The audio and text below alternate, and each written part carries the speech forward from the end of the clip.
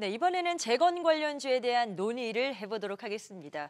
우크라이나 종전 기대감, 러우 전쟁에 대한 종전 기대감이 좀 이슈화가 되고 있는 것 같은데 지금 상황이 어디까지 이야기되고 있는 거예요? 네, 트럼프 대통령의 이제 대선 공약이었던 러우 전쟁에 대해서 종전에 대해서 계속 언급을 하고 있는 상황인데요. 이제 푸틴 역시에도 이제 트럼프와 우크라이나에 대한 이런 종전 협상 준비가 이제 되었다고 언급했었던 만큼 트럼프 대통령과 푸틴 대통령의 만남이 임박했음을 좀 시사를 하고 있는 상황입니다. 우크라이나 정부 같은 경우에도 러시아와의 이런 휴전 협상에 대해 명확한 조건을 내세우면서 영토 보전과 주권 존중을 최우선적으로 요구를 하고 있는 상황입니다. 그래서 우크라이나 역시도 그런 조건에 따라서 종전 가능성이 열려 있다라고 볼 수 있겠고요. 특히 트럼프 대통령이 바이든 행정부와 다르게 또 우크라이나에 대한 무기 지원을 하지 않을 가능성이 높아짐에 따라서 종전에 대한 기대감이 계속적으로 부각되고 있는 상황이다 보시면 되겠습니다. 재건의 비용이 상당히 많이 들 것으로 예측이 되고 있는데 어느 정도 규모까지 그려지고 있는 거예요? 네, 이제 유엔에서도 이제 2023년 말 기준으로 우크라이나 재건 비용을 10년간 약 4,860억 달러로 추산을 했었습니다. 그래서 주택, 교통, 산업시설 등 이런 시설들을 재건을 하는데 필요한 비용이다라고 보시면 되겠고요. 전쟁이 계속 길어지면서 재건 비용은 현재 5천억 달러를 훨씬 상회할 것으로 보여지는 상황입니다. 네. 특히 이제 주택 지역, 인프라, 도로, 철도를 비롯해서 에너지 자립, 또 그린딜 이런 여러 가지 인프라 시설 등에 대한 향후 우크라이나 복구에 많은 비용이 계속적으로 들어갈 것으로 보여지고 있습니다. 우크라이나가 재건 사업을 시작한다고 해도 저희가 뭐 종목을 이야기하려고 할 때 국내 업체가 참여를 못하면 그렇게 크게 기대할 만한 수혜는 없을 수도 있거든요. 어떻게 참여할 가능성이 좀 높다고 보세요? 물론 이제 참여를 못한다 그러면은 이제 그 기대감으로 그냥 끝날 가능성이 높겠죠. 그렇죠. 근데 이제 네.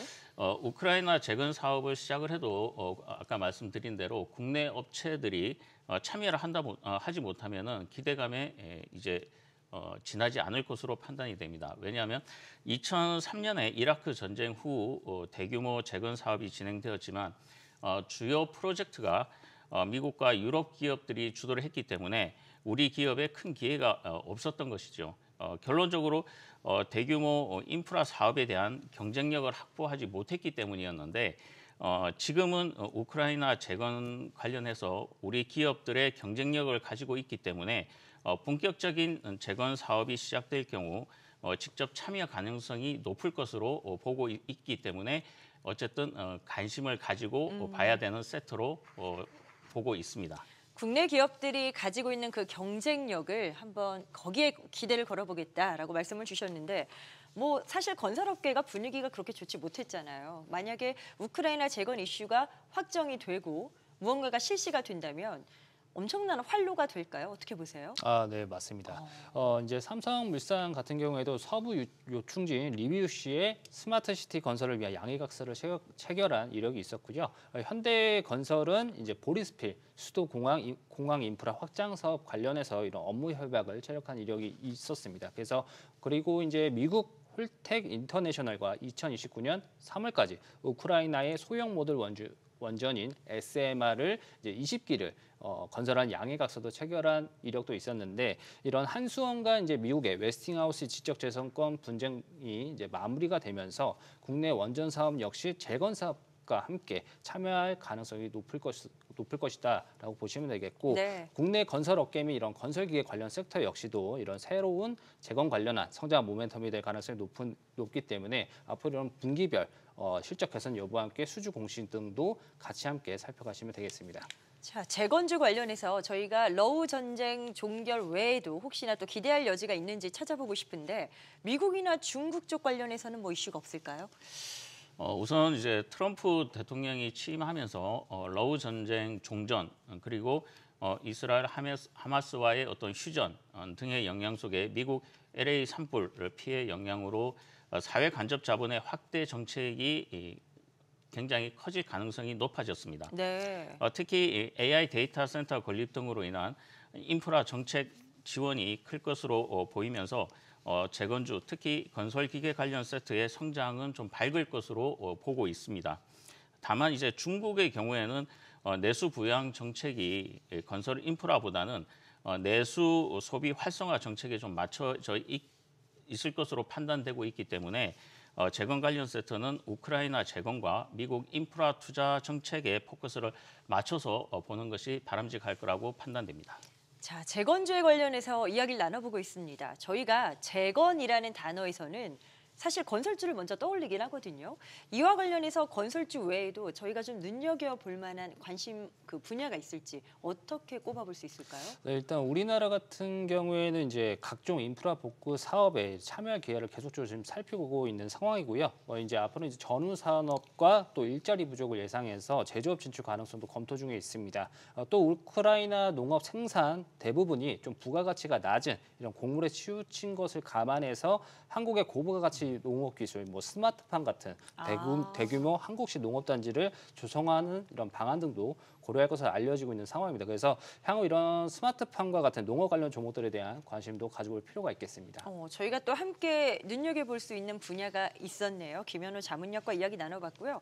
자, 정리를 좀 해보면 이제 뭐 우크라이나 전쟁에서의 앞으로 이제 필요한 그 재건들 이런 이슈들 포함했을 때 재건주 업황 전체적으로는 지금 긍정적으로 봐도 크게 문제는 없는 거겠죠? 네, 이제 재건이 이제 본격적으로 시작된다 그러면은 어쨌든 거기서 이제 옥석 가리기가 진행이 되고 그렇게 됨으로 인해서 재건주는 어쨌든 성장하는 모멘텀으로 될 가능성이 높아 보이는 섹터 중에 하나입니다. 재건주의 전망을 다시 한번 말씀드리면 네. 지난해 9월 우크라이나 정부와 협의해 발표한 6대 선도 프로젝트가 있습니다. 키우 교통 마스터 플랜, 그리고 우만시 스마트 시티 마스터 플랜, 보리스필 공항 현대화, 부차시 하수 처리 시설, 카오카댐 재건 지원, 그리고 철도 노선 고속화 등으로 국내 기업의 참여 가능성이 높아지면서 재건주의 전망은 이제부터 본격적인 성장의 시작으로 좀 판단이 됩니다. 네. 국내 건설 경기 회복이 더딘 상황 속에서 우크라이나 재건이 새로운 성장 모멘텀으로 부각될 것으로 전망되고 있기 때문입니다. 앞서서도 이제 옥석 가리기가 있을 수 있다라고 하셨어요. 자, 김현우 자문역님께서도 여기에 동의하시는지 옥석 가리기를 하려면 뭐를 보면서 가려내야 될지도 궁금하고요. 네, 우리나라 같은 경우에는 이제 재건 시장에 참여하기 위해서는 이제 우크라이나 재건 사업을 주도하고 있는 미국이나 이런 EU 국가들과 필수적으로 좀 협력을 하기 때문에 뭐 우크라이나의 그 이제 그쪽에 공장을 보유하고 있다던가 이런 생산 시설을 보유하고 있는 기업들이 부각이 될 수 있겠고요. 또 이제 그런 걸로 하여서 이제 미국과 유럽 시장 쪽으로 매출 비중이 높은 건설기계 관련주들을 좀 살펴볼 필요가 있겠고 그리고 이제 이스라엘 하마스 전쟁이 휴전이 되면서 중동 지역의 재건 관련해서도 논의가 될 수 있거든요. 그래서 그와 관련해서 국내 건설업체들의 이러한 재건 모멘텀, 중동 전쟁 우려 완화 이런 부분들이 성장 기회가 될 것으로 보여집니다. 재건주 관련해서 마스터픽은요. 김정은 자문역께서 준비하고 계십니다. 잠시 후에 공개할 예정이고요. 자, 두 분께 또 관심주를 하나씩 여쭤볼까 하는데 김현우 자문역께서 보고 계시는 재건 관련주 뭐가 있을까요? 관심 종목으로는 SY 스틸텍을 좀 말씀드리고 싶은데요. SY 스틸텍 같은 경우에는 이제 데크 플레이트를 이제 관련 사업을 영위하고 있어서 이제 물류 창고라든지 데이터 센터에 사용되는 이런 데크 플레이트 사업을 영위하고 있습니다. 그래서 SY 스틸텍의 모회사가 코오런 글로벌과 우크라이나 재건 사업을 위한 이런 업무 협약을 맺은 이력이 있었기 때문에 앞으로 이런 주택 건설 등에 사용되는 데크 플레이트 이런 제조나 판매하는 이런 SY 스틸텍의 사업 성장 모멘텀이 부각될 수 있겠습니다. 하나 들어봤습니다. 김정은 자문역께서도 이제 마스터픽도 준비하셨는데 그 외에 관심주는 어떤 기업일까요? 네, 저는 전진건설 로봇을 눈여겨보면 좋을 것 같습니다. 네네. 전진건설 로봇은 미국이 향후 8년간 약 1조 달러의 인프라 투자가 진행될 예정으로 북미 지역의 국내 콘크리트 펌프카 CPC 시장에서 높은 점유율 2023년 기준으로 봤을 때는 이제 시장 점유율이 한 25.4%를 보유하고 있기 때문에 좀 관심 있게 봐야 될 것 같고요. 또한 이제 러우 전쟁 종전이 예상되는 가운데 우크라이나 재건 사업에 대응하기 위해 폴란드 공장 설립을 검토 중에 있기 때문에 본격적인 재건 사업이 시작될 경우 실적 성장이 지속될 것으로 판단이 됩니다. 다만 최근에 주가가 많이 오른 만큼 조정이 또 클 수가 있습니다. 그래서 눌림목 형성과 지지 여부를 확인하시면서 지지가 확인이 될 경우에는 분할 매수 전략으로 한번 대응해 보시는 것도 좋을 것 같습니다. 네, 두 자문역 분들의 관심주를 재건 관련주 중에서 꼽아봤습니다. 자, 이번엔 마스터픽입니다. 만나보시죠. 네, 어떤 종목이 등장할지 힌트를 들어보겠습니다. 김정훈 자문역께서 꼽으신 기업은 어떤 업체일까요?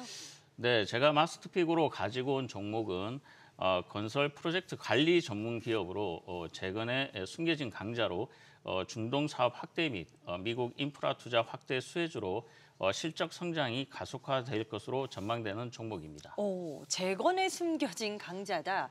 투자 포인트 하나하나 더 자세히 좀 알려주세요. 네, 먼저 첫 번째로 좀 말씀드리고 싶은 거는 이제 종전 후 이제 재건 사업의 숨은 강자로 아까 말씀을 드렸는데요. 재건 사업은 이제 미국과 영국 주도로 진행될 가능성이 높기 때문에 발주처는 재건위원회 설립 후에 자국 기업의 위주로 발주가 될 가능성이 높아 보입니다. 그러므로 미국과 영국 내 법인을 보유하고 있는 동사의 수혜가 예상된다고 판단됩니다. 두 번째는 이제 중동 사업 확대와 중동 지역 RHQ 설립으로 글로벌 경쟁력 강화로 네옴시티를 포함한 사우디 정부 발주 입찰에 참여 가능성이 높아짐에 따라서 실적 성장이 지속될 가능성이 높을 것으로 판단이 되고요.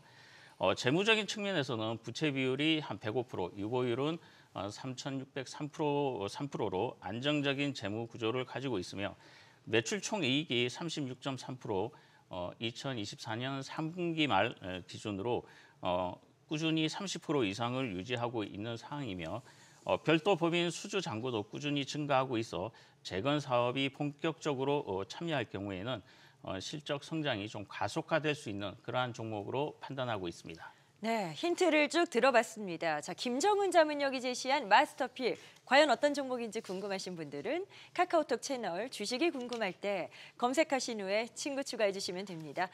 거기로 들어오시면 어떤 종목인지 공개가 되고 있습니다. 그리고 모든 투자의 최종 판단은 그 책임이 투자자 본인에게 있다는 점 말씀드리겠고요. 항상 현명한 투자하시길 바랍니다.